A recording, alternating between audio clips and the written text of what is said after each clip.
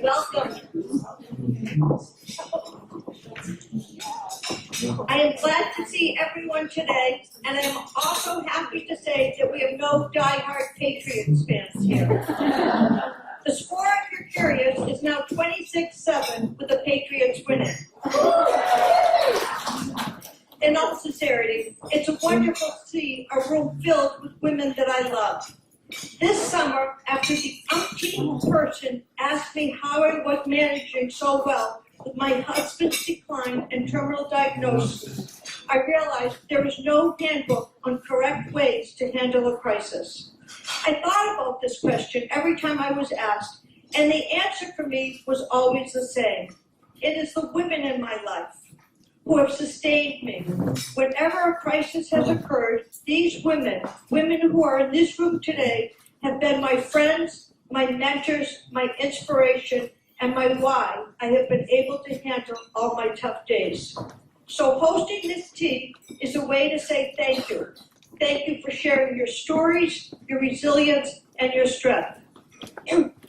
Today in this room, we have women of all different experiences, strengths, and careers. We have working women. We have stay-at-home women. We have retired women. We have doctors and lawyers, many lawyers, and dentists, real estate brokers, yeah.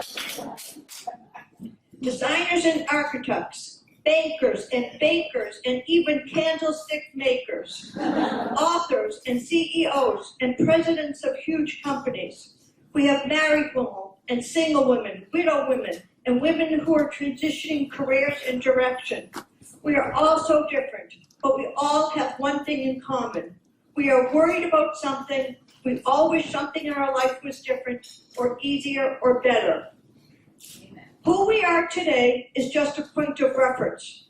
Our life can change in a blink.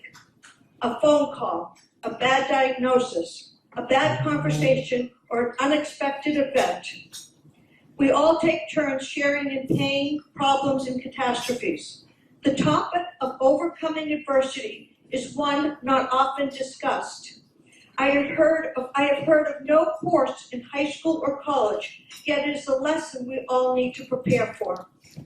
The lovable Mr. Roger said it best to his audience. He said, when you are scared or worried, look for the helpers. There will always be helpers. Many of my helpers are here today, and I honor you. Thank you for blazing the trail for me and allowing me to use your experience, hope, and understanding to be the part of my survivor's guide.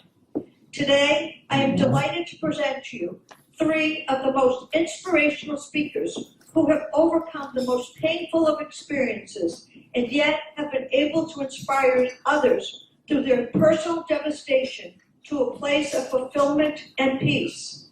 Today, you will learn that no matter what is placed in front of you, your struggle is only temporary, and the barrier you face is also temporary. For the first 7 years of my marriage, I drove my husband crazy. Every day I would say to him, I want a baby, I want a baby, I want a baby.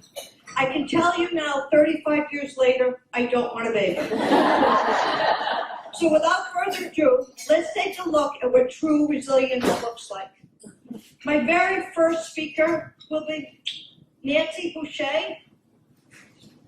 Nancy Boucher taught special education for 24 years in the public schools, starting programs for children with behavioral challenges. In spite of her experience of the challenges facing families and their children when dealing with a serious condition, not yet totally understood, when Nancy's sons got sick with a serious mental illness and her family life as they knew it veered off course, they were catapulted into a wilderness that they were not equipped to navigate. There they landed bereft with anguish and helplessness about how to support their son who was so sick and how to support her family that was falling apart. Today, Nancy is a dedicated advocate and works and highlights the importance of combined treatment approach that focuses on strengthening the person as well as treating the illness. Nancy has written 3 books about her family experiences and learning in an effort to reach out to others on the path to lessen isolation, stigma, and to share both pragmatic tools and hope. Nancy's advocacy work has contributed to sharing her understanding and knowledge of mental illness and has included participating both locally and nationally with NAMI, being a family speaker at NAMI in Maine, CIT training, being a family speaker for Voice of Recovery out of Portland, Maine. She does workshops and speaks for family support organizations throughout Massachusetts, giving advocacy, writing op-eds relevant to mental illness, and speaking at relevant public legislative hearings. Please welcome Nancy Boucher.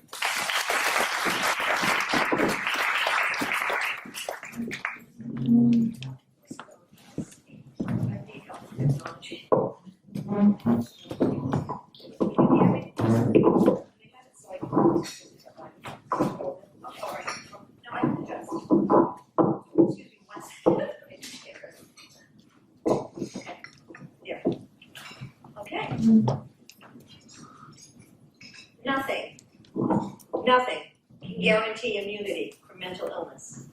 Not money, not nationality, not power, not knowledge, not medicine, and hardest of all to remember and think is not love.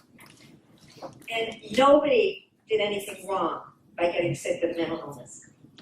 Thank you to Laura. By the way, if you can't hear me, just raise your hand up. I can shout.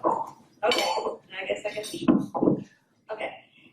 Thank you to Laura and her family of women friends. She has gathered here today for tea and talk of how to go forward from adversity. As she already told you, my talk will be centered around if mental illness strikes within the people you love, how you can go forward from there. And thank you to Mara, who introduced Laura and I together with her organization, Grow a Strong Family. Be sure to stop by her table. Adversity, which has been part of the English language for over 800 years, comes from the Latin adversus. Literally means turned against, or hostile, or unfavorable. A state of, or an instance of serious or continued difficulty or misfortune. When things are against you, you're facing adversity. I'm here to pay forward what our family has learned that can help not only any people here who may be also facing similar challenges like mental illness or other brain conditions, but just in general, to also to highlight to you what I have learned about adversity that could be applicable across any kind of situation. When women band together in common purpose with open hearts, we can change things for the better. We can do that. We do it every day in our lives. And when we band together, we can do it even more strongly. So what Laura does is just tremendous work. Somebody's going to be my timekeeper. 20 minutes is tiny for me, so I'm going to move right along. So my name is Nancy. I'm the mother of, I'm not a technology person. I'm the mother of a beloved son who got sick with a serious mental illness 25 years ago. My son had graduated 10th in his high school class at Portland High School, and he was given a brown medal, which meant that he could go to whatever university he wanted to go to that he got into for the price of a state university. Great deal. He chose Bard College in New York. So, except for short stays elsewhere, less than a year total, he has lived at home with his dad and me since he had his first psychotic break, the freshman semester of his, the fall semester of his freshman year at Bard. So that's why I have some credibility. And every one of you, through all the experiences you have with adversity, that you are primary sources. You have firsthand experience. If you're in a situation where you have something you know could help or move something forward, whatever adversity you're facing, open your mouth, put it down, write it down, get it to the people who need to hear it and see it. Because your experience is important. I just spoke at the Kentucky State Conference in Kentucky, the NAMI conference, and we took a quick count of how many years of experience were in that room of people who dealt with mental illness. In that room that I spoke to, which was a little bigger than the size of this one, 1,300 and something years worth of experience. Don't tell me people shouldn't be listening to them. Don't tell me their voices shouldn't be at the table for any kind of treatment or any kind of thing you're trying to design. So before my son got sick, I was no stranger to mental illness. That's another thing that gives me my credibility. My great maternal grandmother and my great uncle Dominic died at the Augusta State Mental Hospital in Maine. Two of my older siblings struggled with serious mental illness. I always loved psychology. I loved the wilderness of the mind. It was the place I wanted to understand more. I read books on psychology in my spare time.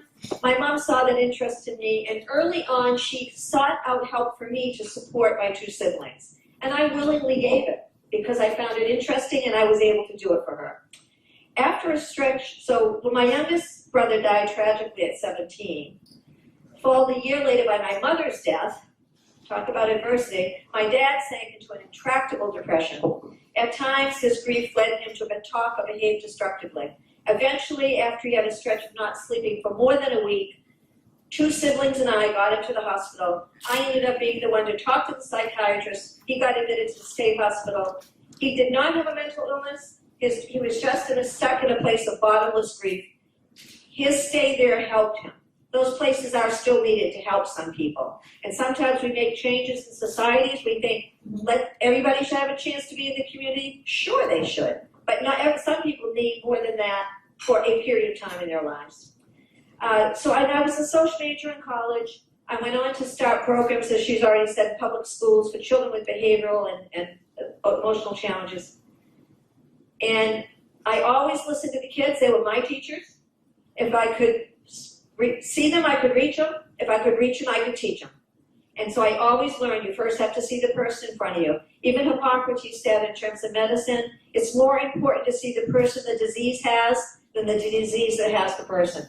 You have to see the person. Take your time to do that. You're not going to go far.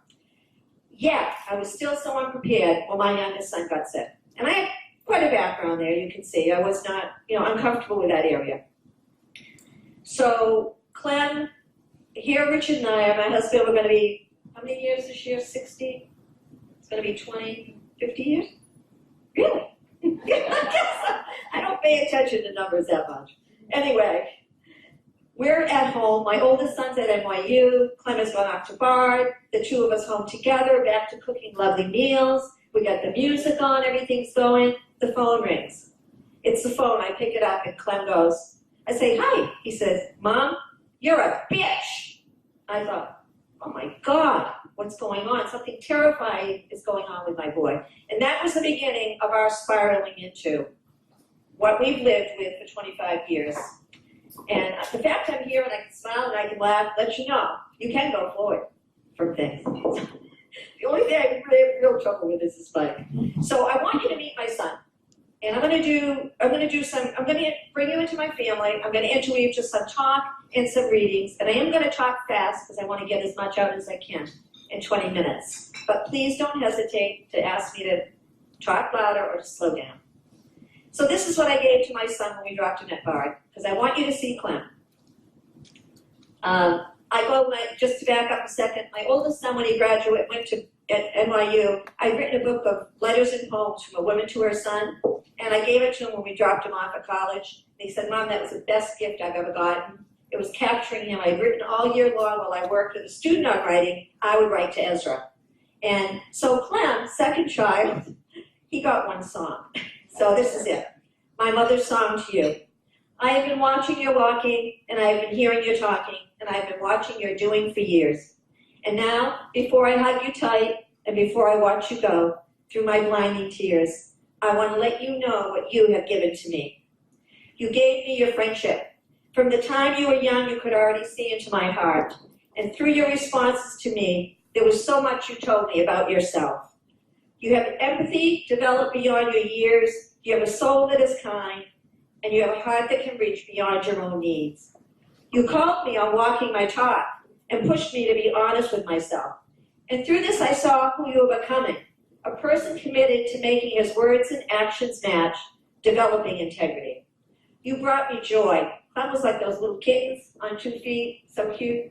You said and did such great original things, and you brought so many common things alive for me again. And through this, I saw your personality shining brightly from bringing laughter and lightness to others. You made decisions for yourself, and through this, you taught me what parents have to do in raising kids, to stand far enough aside to let someone else be, to give their blessings, to trust, to give their blessings and unconditional love. I feel so lucky to have watched you grow through the years. From the bottom of my heart, I love you, your mom. Get a picture of Clem? Okay, so that's my boy. Okay, so when we landed, that just all started. So how was I feeling that first month or so? This is one of the writings I wrote, just a little short piece of a writing I wrote that captures what it was like for me as in a caregiver role, the mother of a beloved son in the beginning times. What shaped my heart now? What shaped my heart now that has lived my youngest son being torn asunder from his soul? I know my heart bled. It stained my skin. But did it get tattered or did it get strong? What shape did my heart take on? Only many years later could I clearly answer my own question, and I stand here with you today and I say, my heart got stronger. Because I have grown in compassion. Our whole family has grown in compassion. The Dalai Lama once said, if you want to know what compassion is, just look into the eyes of a mother or father cradling their sick and fevered child. To get to compassion, I had to move from resignation to acceptance. These are my definitions of those words. Resignation, give up, surrender, abandon. I used to run Army support groups. People would say, this is it. Our lives are over now. This is all we're going to have going forward. It's a view that envisions a closed future. It'll always be the same hopeless outlook. Acceptance, it's something you take or receive. Doesn't say happily, but you take it or receive it. It's a view that allows for an open future. Change is possible. The attitude that we take when we're facing the enormity of what can come, when mental illness or any other great adversity strikes home, impacts our path forward. The attitude that we take. This is the first of a number of strategies and insights from my experience that strengthen my ability to navigate adversity. So my number one approach to navigating adversity has been acceptance. I chose acceptance. To be open, to sit and be present. It has been the most arduous work of my life. And I am a laborer and I am a worker. I'm going to use readings, as I said, and I'm going to highlight some of that. The reading on compassion is really quick. Can you give me a time check, please? I might need to shorten up. I have that minutes left. Okay, don't forget the compassion. Don't think I'm minimizing anything. I just have to pick and choose. You have it now. Number one, compassion. Acceptance and compassion is part of that. And compassion is number two. Acceptance, compassion. Labor. I am going to read you this one. Get ready to work. If you're facing adversity, get ready to work. So this is number two.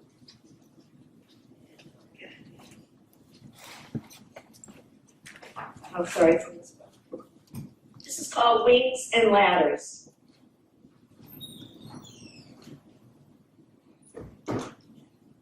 Thank you for bearing with me. I don't have these. This is the part I didn't get done. I didn't get these marked clearly enough. It must think I was bubbling. Okay, wings and ladders. I hope you all have a sense of humor.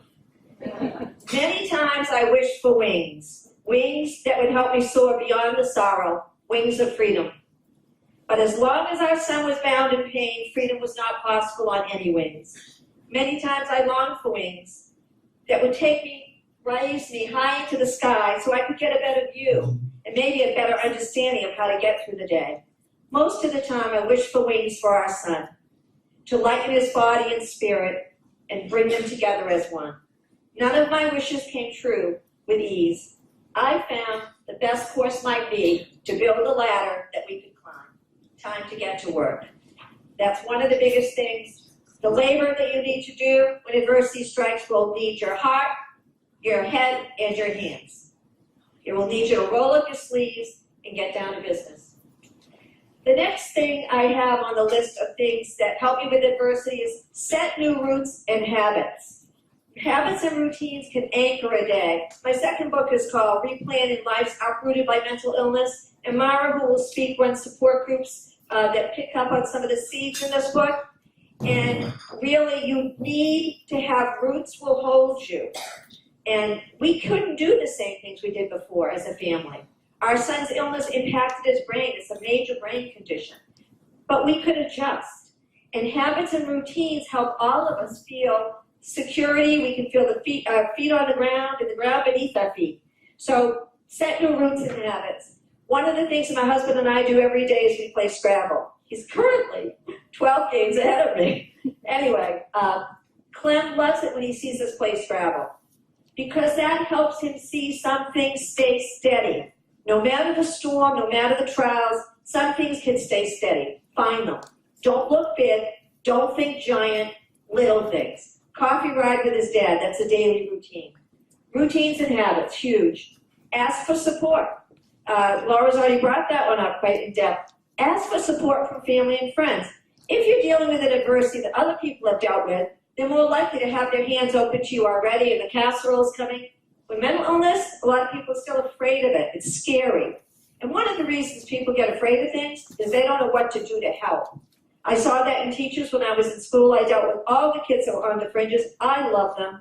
I felt like they were teaching me so much. Some of the teachers felt afraid of them. They didn't know how to help them. They didn't feel they could be successful. So ask for help. When my son has had hospitalizations, I say to my friends, he's in the hospital now, could you send him some cards? They send him cards, and now we have regular routines around that. Crisis is another big thing that can occur with any adversity. You need to be prepared. Adversity is like storms coming. There's a big storm coming. Preparedness will save you, will get you through. You know what's coming, you have it planned, you have a plan. Plans and preparedness will take you through adversity.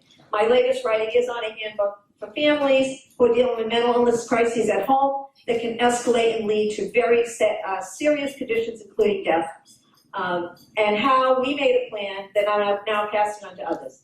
Okay, I've already said focus on can-dos, but understand that if you're in a marriage relationship or a partner relationship, don't expect everybody to do the can-dos you can do, because they're not you.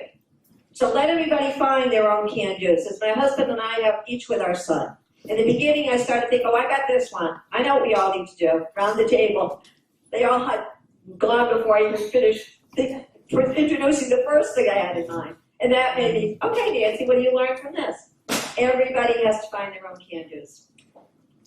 Patience. Patience. Now, I gave this example of, we do our son's laundry at this point. Now, people will say, still with a now small understanding of mental illness, well, you should be doing all his own stuff. You need to realize when someone who has a serious mental illness is in the deepest throes of it, their brain is impaired.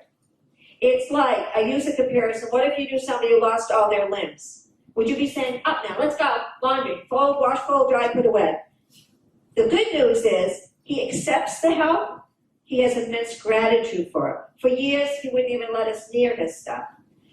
10, 15 years to get to that point. Patience, adversity takes patience. Do for others. When you feel you can't make a difference in your life circumstances, try to keep your eyes open, your heart open, your hand open. Anybody you see as you go by, somebody needs a bag lifted, somebody is asking for something, pause. And one of the things that I always do is I ask them their name, and I tell them my name, and I say, I wish you a good day today. Do the best you can with your day. It will help you, and it may come back to you. The more of us that are out there stopping when we see someone in need gives more possibility that when our loved one's in need, people around them will stop too. Humor. You're going to need humor to get through. You're going to need humor to get through major adversity. Some of the things I do, my son loves music, rap music, I love dancing, so I'll go out and break some moves, and when I go down to his coffee area, I'll come down like this, I'll hip-hop it around. So, anything goes. Whatever humor, whatever works for you, do it. The past be the past. That's a hard one for most people. It takes a long time to learn that. You cannot go back and rewrite the past. You cannot keep looking back saying, well, it's their fault. It happened because of that one. Somebody did something wrong. We didn't do enough right. The past be the past. Start over, go forward. Every day is a new beginning. Major adversity on your way, make sure you remember that. Nourish yourself. I porch sit, farmer's porch in Maine. My friends bought me a heater, so I'm out there almost all winter long at night. It's amazing if you sit in one spot what you can see. I have a lot of friends that travel a lot. Just in my backyard, I can do a lot of traveling. I can see lots of things that if you stay still, you see. And if you're rushing around, you miss. So nourish yourself. My husband goes to the gym. You know, we have various things. Inspiration and encouragement. Look for it where you can. I know Mara's, they've got a new line of cards she's got out. It's particularly related to mental illness and support. But there are great cards out there. For some people, it's music. Get encouraged wherever you can. Kids, for me, are very encouraging. It can be prayer, whatever works for you. Become informed and educated. I'm sure with this group of people you do that. Whatever adversity comes your way, become informed and educated about it. And make sure you go to primary sources. Check out somebody who's been on that same path and ask them about it. So the last two things, I hope I can do these last two very quickly. I'm going to read to you the last thing for adversity. I do have a list, and I'll give it to Laura. Maybe she can get it to you. Phew, I went fast. Anyway, the last two things about are give thanks. Give thanks to others who have helped you along the way with your adversities, whether they're big or small, those who gave you wings and ladders to climb, give them thanks. So first I'm going to read you something that Clem wrote to me one morning, and probably the first year of his illness. He gave me thanks, and it carried me along. I basically know it by heart. He had a painting of a big tree and a small tree. He called it a mother tree. Like a tree, you are a life, a mother tree. Truest of all, a mother tree for all growing saplings. You disconnect my mind and give me sympathy. You shed tears from your soul and ask for nothing in return. For all those days, for the true essence of you, I love you, Mom, your son Clement. That carried me a long way. And I'm going to read you the last thanks, which is to my brother Johnny. And this was one of my two siblings that had a serious mental illness. And when he was having delusions, he'd seek me out and he'd tell me about them. And there was one point that I was a little overwhelmed with all he was leaning on me for. I was 7 or 8 years younger than him. I come from a family of 13, by the way. I was the 9th of 13 children. And we all live in the same area. We get together at our house once a month, most of the year, for a sibling lunch, which helps our son because it helps him have roots and visit his aunts and uncles. So one day I wrote this poem because I write to clarify my own feelings a lot. And I wrote this to Johnny at this time. He's since passed away some years. And it's called Blossoms. There will be no flowering in this time of mine, he said. I will live a bud for a lifetime, and then I will be dead. But why, she cried, why will you not bloom? I have no desire, he said, and so I cannot find anyone to desire me. And she quieted, and he asked softly, can you desire me? And her anger and her compassion rose and doubled, and she ripped back to him. Would you have my life for your own keeping? I must have my own survival.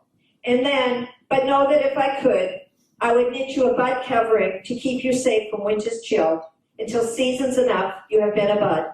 And all this she said to herself. Now, past time barriers, I come to thank you, Johnny, by asking for my support through rough times. With your illness, you helped me to be prepared for my son. There will be blossoms. There will be blossoms. New buds are growing on our family tree, fertilized by the cells of our beings. Our purest and our darkest selves distilled into love. Nourish the new buds. There will be blossoms. Thank you so much.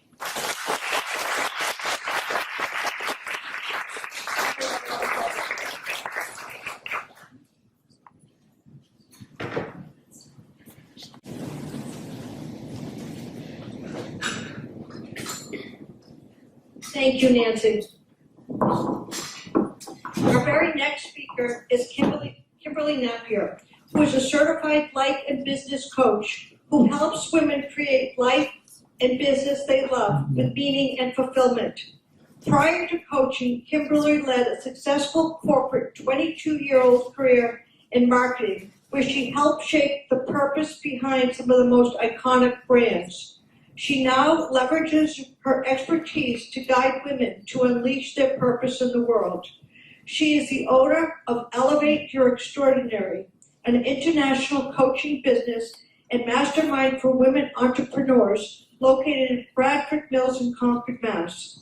Kimberly has helped hundreds of women live empowered on their terms through her proprietary Transform program, Dare Change. She also offers a similar not-for-profit program to empower young girls called Elevate Girls. She is also the author of a new book, Know What You Want Next, Break Free of the I Don't Know Trap, and Love Your Life Again. This book was released on Amazon last week and has already become an Amazon bestseller. In your goodie bag, she has given a coupon for a free download of her ebook. It won't be available till December 12th, but that was a nice gift, Kimberly. Thank you.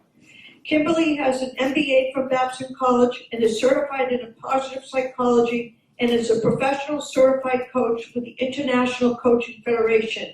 She received her coaching training through the acclaimed Co-Active Training Institute. Welcome, Kimberly.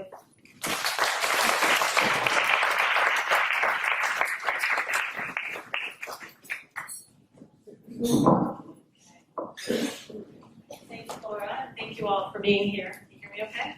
I see some familiar faces, which is really nice. Can you hear me okay? Here we go. Is that better? Okay. I can't walk when I talk. So, if you had told me 7 years ago that I'd be standing here before you, I would have said you were crazy. I was living a very different life at that time. Back about 7 years ago, I was in the corporate world. I was actually the director of marketing at Welch's here in Concord.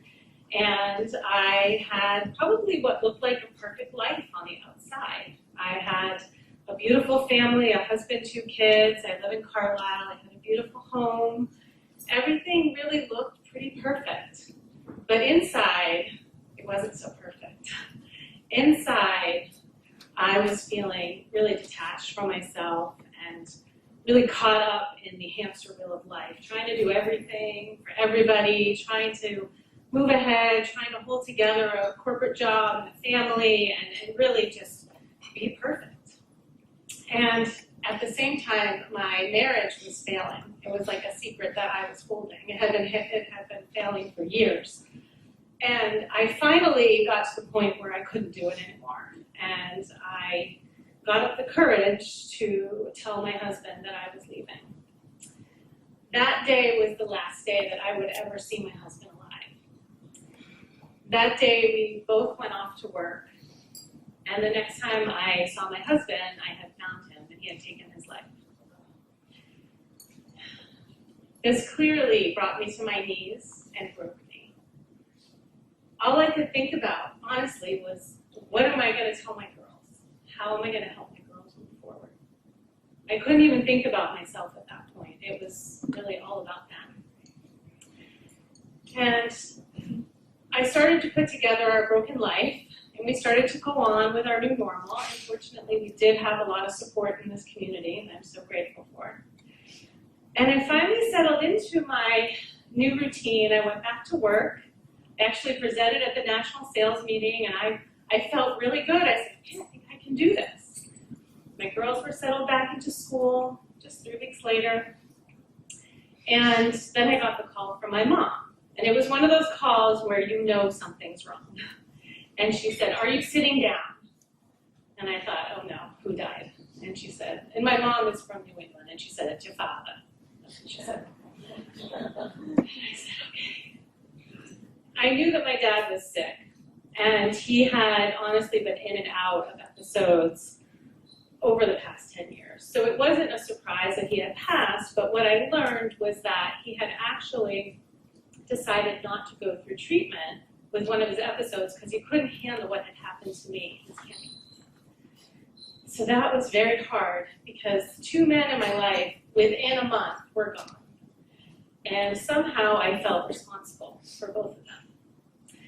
again, the biggest issue I had was how am I going to tell my girls that they lost not only their dad this month, but also their grandfather? And I certainly waited to the last day to tell them before I had to. And when I told them, they said to me, Mom, what is going on? Did we do something wrong? Are we bad? Did we do something to deserve this? And of course, as a mother, I went into mom bear action right away. I was like, no, it's not your fault. This has nothing to do with you. But I gotta tell you, deep down, I was asking myself the same question. Logically, I knew that there was no truth to that. But inside, I somehow felt like maybe I'm being punished here. Maybe I did do something wrong. And from that point, everything just seemed to go wrong.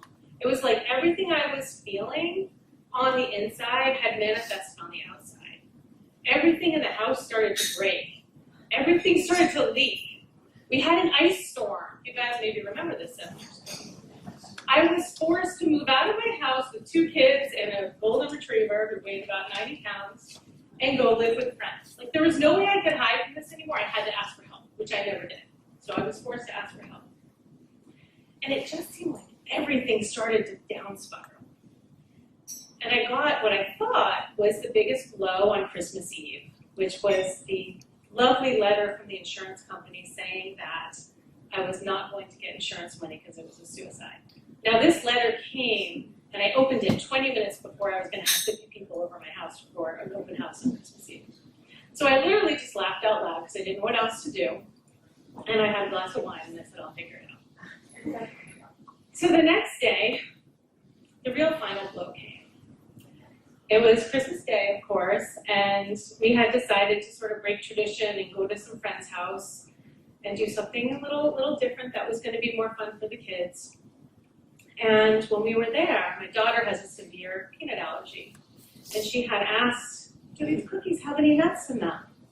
So the person who made them. And they said, oh, no, there's no nuts. So she went ahead, my 10-year-old, and ate the cookie, and then went, oh no, wait, there's peanut butter in those. Oh. So somehow I had managed to keep my daughter safe for 10 years, but this day, I didn't. I failed. And so we looked at each other. We both knew what to do. Without saying a word, we left, and my daughter said, Mom, my throat's closing up. And I grabbed the EpiPen, which I thought I would never use, and I stuck it in her leg, and I held it there for 10 seconds like I was trained, and I just prayed that it was going to work. Luckily, we were right near Emerson. I just took her there. And when I got her there, I broke down. As soon as the doctors had her, I fell apart. And I literally got on my hands and knees, and I wasn't a spiritual person at the time, but I prayed to God. And I said, please, stop. Save my daughter. I will do anything you want. Just save my daughter. Just give me a sign, and I will do it, no matter what it is. Well, fortunately, my prayers were answered, and my daughter was okay. And we went home that night, and I slept in the bed with my 2 girls, and I just held them, and I vowed from that day forward to live with gratitude every single day, to only focus on what I do have and not worry about what I don't have. And as I started to do that, my life started to shift. The nightmare that I was living really started to turn into more of a dream. And in fact, somehow, I did get that insurance money, and it actually came on my birthday. It came in a little envelope that looked like junk mail that I almost threw out. And my lawyers still have no idea how I got that check. But I know that every day since that rejection letter, I prayed and I asked my husband in spirit, I asked God to please send that money that we really needed. And I prayed and I gave gratitude to it as if it already came. And I just imagined the life that we could have if we had that security. And it came. And another month later, I got my sign at work. The sign that I had asked God for came. I was in the boardroom, and I had worked really hard for this seat. So I was sitting next to the president, and it was our annual sales planning meeting. And I was focused. I was doing my best to stay focused and really be at task. the VP of sales was talking, and he was just talking about Walmart at the time. There was no real Amazon threat back then. It was all about Walmart. And I started to have this moment where my head was just like spinning, and it was like a bad Groundhog Day movie. Do you guys remember that movie? I was seeing my life play over and over and over again, and I thought, oh my God, I don't want to be here for the rest of my life going through these meetings. They had become so trivial. And all of a sudden, it was like everything started to close in on me. And I literally heard the voices around me turn into like a Charlie Brown cartoon where it was like, wonk, wonk. Everything was just shutting down. And I felt like this sensation, and everything went black. And I heard a voice inside that said, get out. And I thought, oh my God, I'm going crazy. I'm really going crazy. And I looked around the room to see if anyone else heard it. No one else had heard it. Everybody else is still focused on the meeting. And so I said, okay, you're going crazy. Just focus. But then I heard it again. But this time, it was like I had no control of my body. I literally got up and I left the room. Okay, no, I don't do that. I would never have left a boardroom meeting without permission. I left and I took my things and I remember walking out of the bathroom and I ran into somebody and I went into the bathroom and I looked in the mirror and I said, you have to leave. You need to leave. And I went upstairs and my boss followed me and he came into my office and he looked at me and he's like, are you okay? And I said, no, I am not okay. And without hesitation, I said, I need to leave. I need to be at home with my girls and I meant to do something more meaningful in the world and I meant to help other women. I don't know what I was saying. It literally just moved right through me. Call it divine intervention, call it body snatching, I don't know. But it was like I was just so clear in that moment. And I did not have a plan at all for this. No plan, which was not like me because I was a planner. How many planners do we have here, right? I was a planner. Like I planned everything in my life. When I was 29, I'd get my MBA, and then I'd make partner, and then by 30, I'd have my first baby, and then we'd have a house by 32. Like I had everything planned. That was my life. Check, check, check. Achievement to achievement. I did not have a plan. I just had this new sensation within me that I just knew. It was like I just knew that I was going to be okay without a plan. And then, of course, my ego mind kicked in and was like, what are you doing? You can't do that. But I did. I left my job of 22 years that day, and I went off to find out what I was meant to do next. And it was scary, but it was empowering. And it was really the first time that I had ever asked myself the question, what do I really want? I had never asked myself that question. I had gone through my entire life doing what I thought I was supposed to do, what I was expected to do, to make money, to provide, to get married, to have children. I never thought about, like, gosh, what does my soul want? Why am I here? And when I started to ask myself this question, and I started to trust myself, just like I did when I left the boardroom that day, things just started to fall into place. It was like the universe was dropping breadcrumbs, and I just had to follow them. I didn't have to have a plan. I didn't have to have it all figured out. It was like every step of the way I was being guided, and things started to fall into place. In a year from when I left my corporate job, I completely reinvented my life. My girls and I thrived, moved forward. I figured out what my true calling was, which is to help other women. And I actually met and married my soulmate. And I had a whole new life. It went from a nightmare to a dream, almost a fairy tale, really. I mean, my husband now, my new husband actually said the words to me that I had always longed to hear. It was from an old movie with Jack Nicholson and Helen Hunt, you may remember it. And he said to me in our vows, never knew I wanted to hear it, he said at our wedding, every day you make me want to be a better man. And so my life had completely transformed. And I felt like, oh my God, I discovered something. Like there's a secret here that I have to share with other women, which is why I felt so compelled to figure out, like, how did this all happen? And how do I teach other women to do this? Because I have lived my whole life in fear. My life was like a get through. I need to survive it. It wasn't about fulfillment or thriving or, being happy even. It was really about just, checking the boxes and doing it. And I had discovered that there really was a formula here. there is really a conscious way that you can live to be happier and more fulfilled in your life. And it all starts with gratitude. That is the gateway for you to find anything that you want in this world. Happiness, peace, success, fulfillment. You need to start to focus on what is working in your life right now, no matter how tough it is. My life was a mess. I mean, it was a shit show. It really was. But what I would force myself to do every day is to really look for the good. Look for the one thing that did go right today, that did go well, and start to put my attention there. It was like, there is always going to be some light in that darkness. And getting yourself to focus on where in my life are things working, and how can I start to put my attention more on that? And how can I start to live from that place? And when you start doing that, you will find that you have more to appreciate. And it really, truly is the only way. When you get to this place of gratitude every day for what you do have, I mean, like just being grateful to be alive. I would literally jump out of bed and I would just be like, okay, I'm grateful for this day. I am alive, I'm here. And as silly as that may sound, it helped me. There were days where I didn't want to get out of bed. But if you can start to bring your awareness to the things that are going well in your life, the blessings you do have. My girls every day were what I got out of bed for. And eventually, that led me to get even more appreciation for more things in my life, like the little things, like playing with your dog, being present.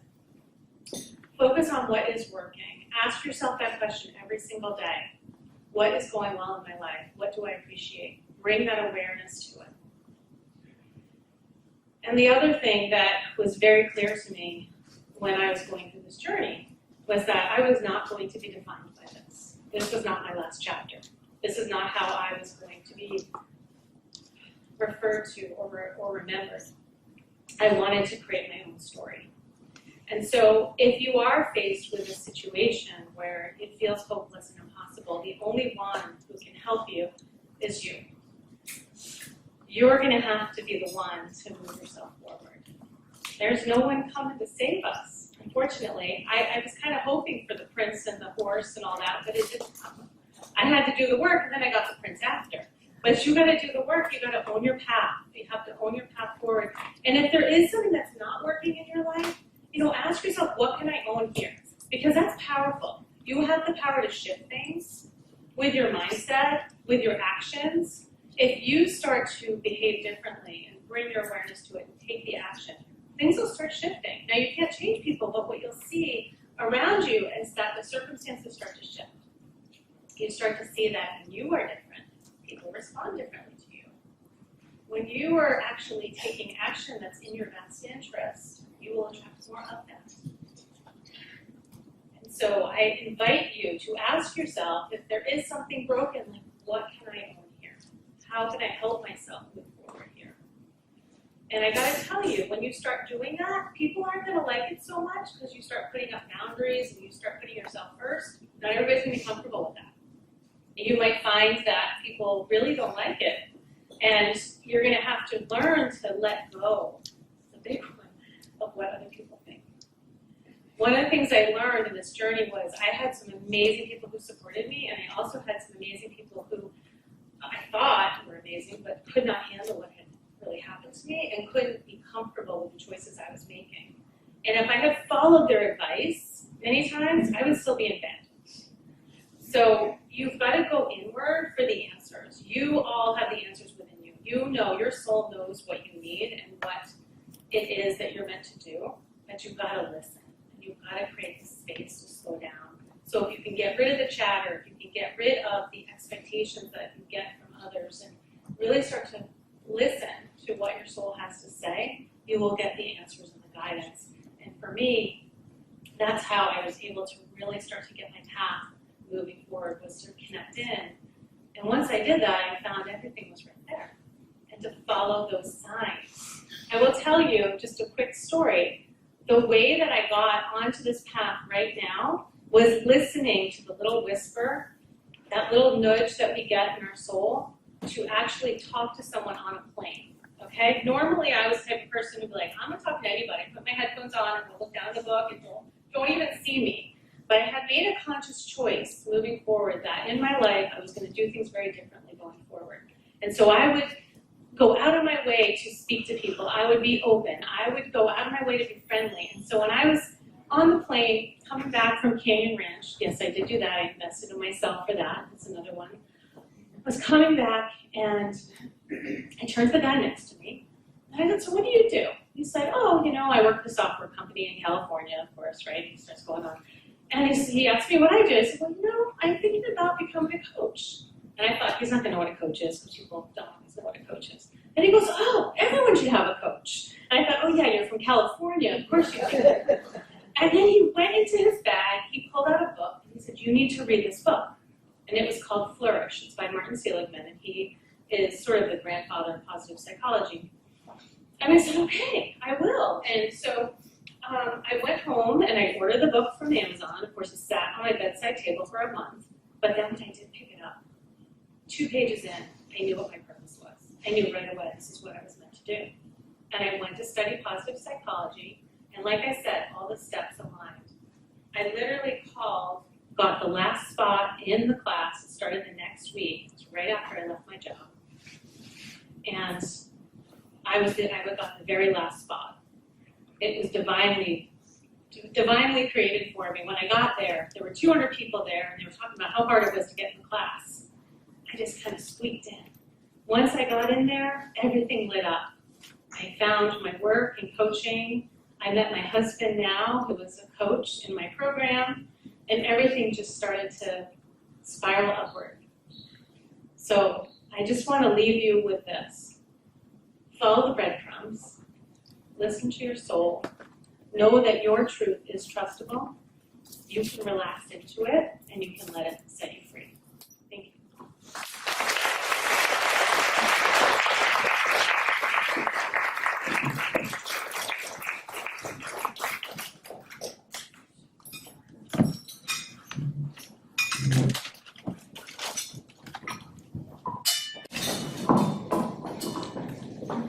I'd like to introduce a very dear friend of mine and a personal mentor, Laura Baliestero.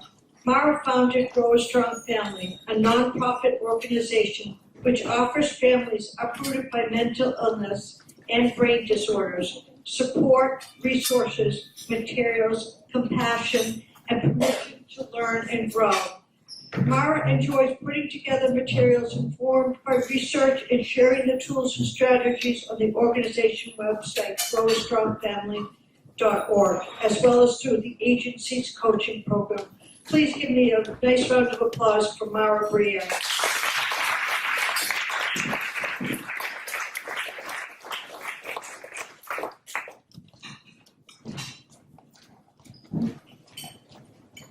Well, can you hear me? Okay. Get out and walk a little. I can't stay still. Well, thank you so much for coming. And I thank Laura especially on many levels. She's one of our most active and prominent board members. She agreed to become a board member a couple of years ago. We became a nonprofit 5 years ago. In these 5 years, we have a multimedia website that has comprehensive materials. We have televised shows on Bedford TV, which is local, but we're willing to go further.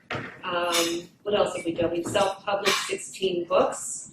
We have a program, we're in the development stage of becoming an online program to certify facilitators around the world. We've had interest in Canada and across the country and England in particular. What we do is provide support and services to family members who have been uprooted by their loved ones who have mental illnesses and brain disorders. The nomenclature is difficult because we've heard everything from mental health condition, serious mental health condition, brain disorder. We deal with all of it. And the reason we deal with all of it is because families don't have the resources. I don't know how many of you, and I'm not going to ask you, how many of you have a loved one who has a mental health issue, a mental illness, a brain disorder. because my educated guess says every single one of you does. My educated guess says every single one of you also might work with somebody or know of somebody who does. They may or may not get treatment. That's not our issue in Grow a Strong Family. In Grow a Strong Family, our issue is finding the support strategies and services that families and members need in order to honor their families and move forward. This is what happened. This is how our organization got formed. I've been a professional for my entire adult life, working in community-based programs. I was a therapeutic recreation specialist. I was an in-home therapist. I have a lot of alphabet after my name. And finally, my daughter, at the age of 25, was diagnosed with a serious mental illness. And so, being the good doobie that I am and conscientious, I knew that even though this is what I did, I needed to get our family some resources. Especially because the last people to listen to me are my family members, because this is what I do. So I went to a therapist who specialized in family systems work. I'm a very family systems oriented person. Anything that's wrong with one part of the car, for example, if there's something wrong with a tire, the whole car can be broken, right? If you don't pay attention to it, well, this is what happens in families. So I went and I said, this is what I'm doing, blah, blah, blah. And the therapist looked at me and said, well, you're doing everything I would tell you to do. I don't know what else to tell you. I said, okay. Then I went ahead and created Grow a Strong Family because it wasn't enough for me. I needed resources. I needed to understand how to communicate effectively. I needed to understand how to manage crises. I'm a pretty resilient woman. I've been through a lot. And it's not new to me dealing with serious mental illness. What was new to me was that this was my daughter, my one and only, and she was not a person I even recognized anymore. And that was heart-wrenching. So I created Grow a Strong Family to help other families find their voices as well as get what they need, concrete strategies and tools. As a nonprofit, we have had the opportunity to receive some wonderful grant funding that has enabled us to do the research, to develop the materials. We're now even creating cards, and some of the slogan cards that we've created are in your goodie bags. We're also selling them as full steps. We also have books on Amazon. And again, we're creating this program, but we can't do it alone. We really need your support. We are a nonprofit. We are asking you to please help us by fundraising, by donating, anything you can afford and manage, so that we're here for your family. We are here for your family, your children, your parents, your grandparents, your nieces and nephews.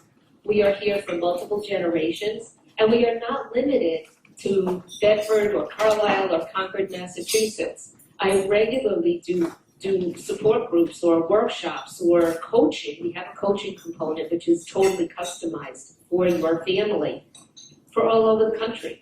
I've done conference calls with parents and children from California and Boston, Florida and Utah. It's really interesting because we live in an age where that kind of access is available. So we are not limited by time or space or place.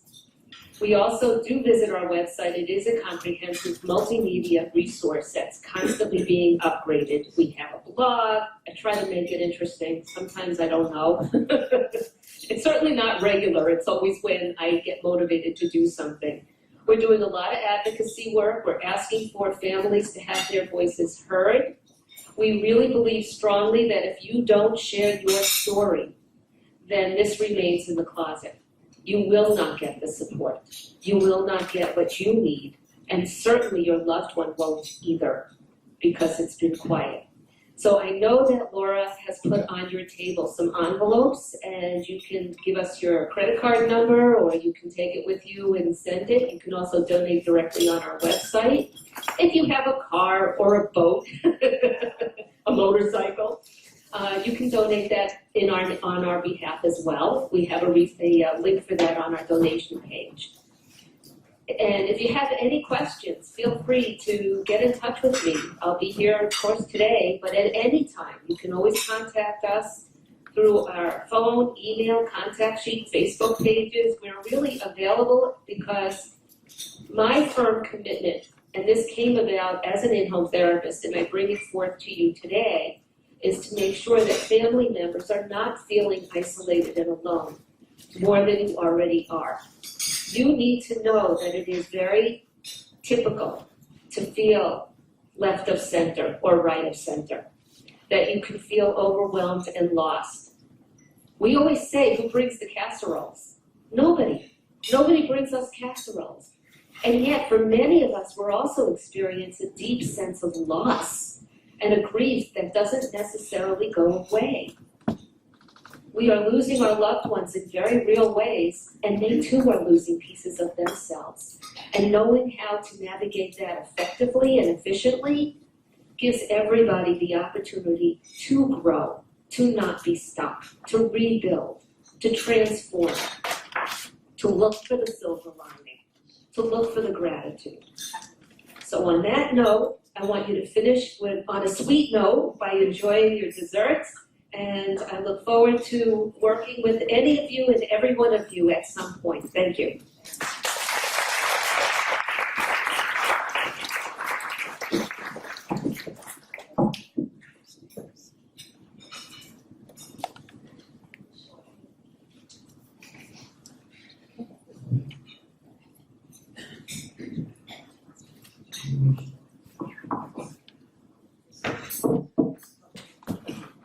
Thank you, Mara. I can testify that she is an amazing resource. Every person she coaches, she strategizes a plan that's completely individualized. Her resource and her contact information is in your bag if you need it. And she has graciously offered 1 free hour of consultation. So thank you, Mara. At this moment, I would like to honor a very special woman who is with us today. She is celebrating a milestone birthday. She is not only a woman I love a lot, she is a woman I've loved the longest. She is a woman who has been invited to every catastrophic event in my life. She has had a front row seat in my joy and in my pain, and she has always been there for me. We started off as being roommates. She was my first. I loved being her roommate, and she hated being mine. I slept better knowing that she was close by, and after a few years, we moved out of our apartment and we moved to a bigger house. I can remember as it was yesterday, my mother pointing out to us our new rooms. She was ecstatic and I was miserable. I remember sitting in my bed and thinking, if I busted a hole in the closet, I'd be able to see her. But I didn't need that, because I was able to navigate in the night to get to her room when I was very scared. And very often young children in the nighttime, everything seems worse. Their fears, their worries, and everything. So my pattern was to go to her room, to wake her up, and to sort of regurgitate all the things that I was worried about. She always listened. She always gave advice. And I would end up falling asleep in her bed with the words, "It's gonna be okay, Laura." And I believed her. We ended up moving again, this time to a bigger house with a bigger yard. And our rooms were no longer next to each other. We were further down the hall. And I remember thinking, oh my God, how am I gonna make it to her room in the dark? But I did. At that time, she was obsessed with Nancy Drew books. And I am here to tell you that I am convinced that Amazon Prime took their business model after my grandmother, who was an invalid.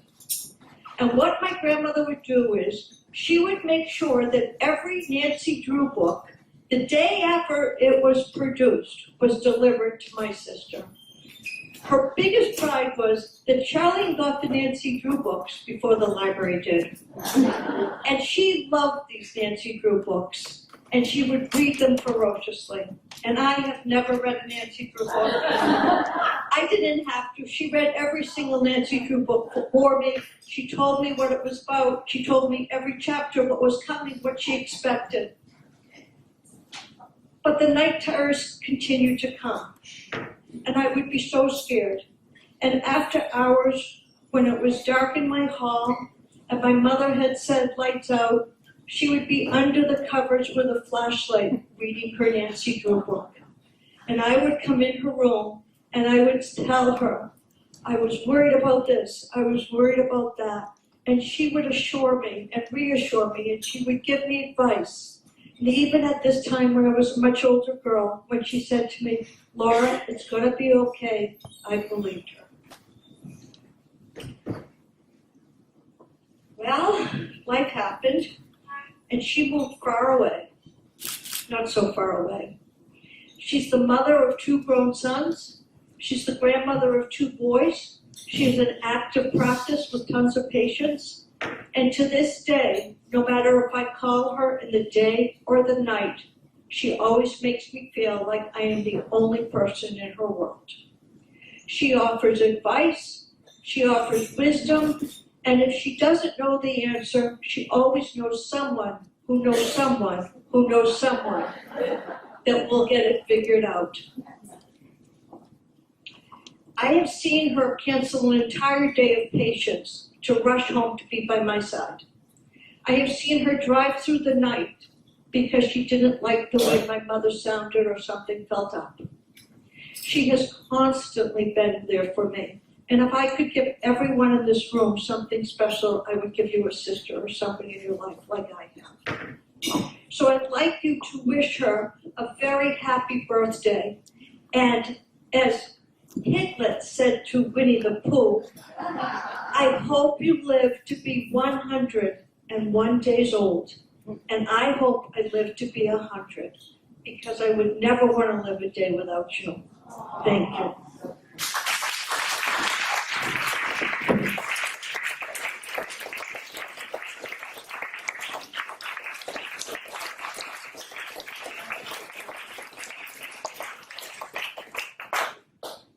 And at this point, the cake is supposed to come out.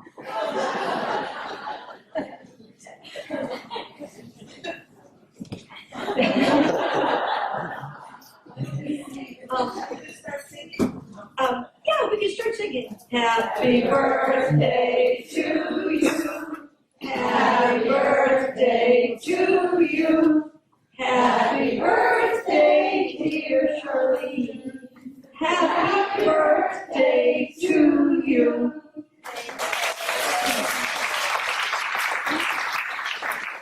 I want to let you know that at the completion of this tea, and I'm so grateful everybody came, our speakers will be at their individual table and will be open to answering questions. They have materials, they have wisdom, they have knowledge. Please take advantage.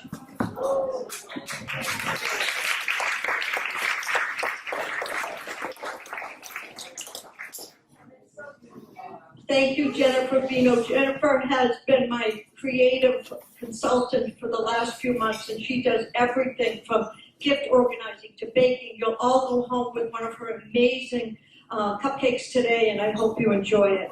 In closing, I would like to quote Concord's very own literary legend, Louisa May Alcott. Louisa May Alcott was not only a children's writer, she was a feminist. She elevated the status of women in the mid-1800s and depicted them as strong individuals who were self-reliant and had a voice of their own. So in the words of Louisa May Alcott, painful as it may be, a significant emotional event can be the catalyst for choosing a direction that serves us and those around us more effectively. Always look for the learning. God bless.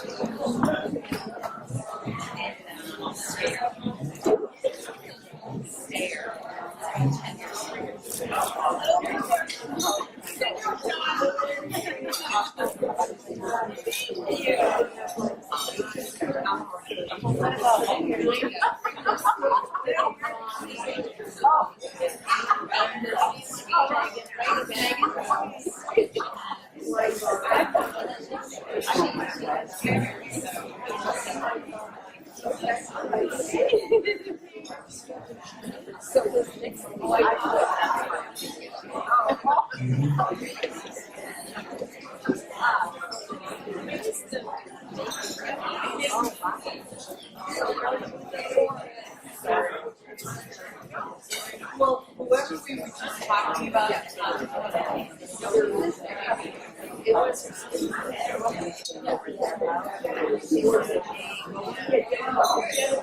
was